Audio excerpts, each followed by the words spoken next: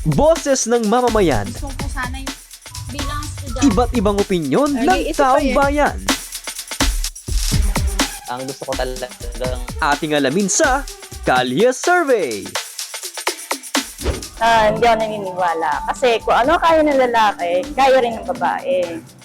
Ang hindi lang kaya ng babae, yung magbuhat ng mabibigat. Pero kayang buhatin, lalo na kung namumuno sa ating bansa, ay kayang buhatin ng babae. Kaya naman po ng mga babae. Hindi naman po lahat ng kababaihan wala pong alam. Sa panahon po kasi natin ngayon, nabigyan na rin po ng kakayanan yung mga babaeng makapag-aral at may skills na rin po silang natututunan para po maibahagi po yung kanilang kakayanan sa lipunan. Naniniwala ako na kahit babae ako ay kaya kong mamuno.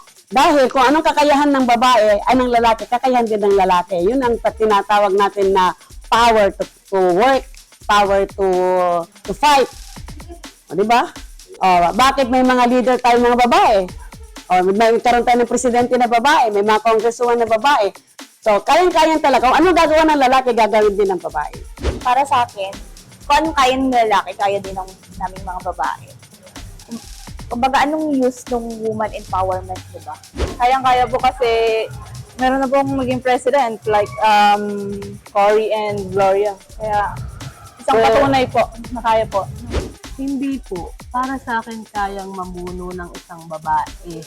Kasi hindi hadlang ang pagiging babae mo upang mamuno ka o upang mapatunayan mo sa isang society na hindi mo kayang gawin ang mga kayang gawin ng lalaki, lalo na sa pamumuno.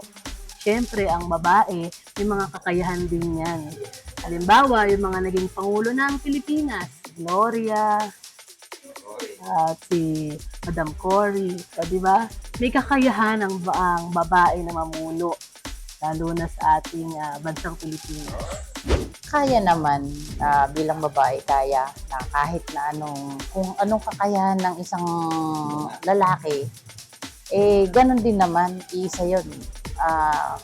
Tao pa rin yun eh. Hindi naman yun kung babae ka, hindi ka pwedeng mamuno. Kanya, may bobo na babae, may bobong lalaki. May matalinong babae, may matalinong lalaki. Same. Kahit sino.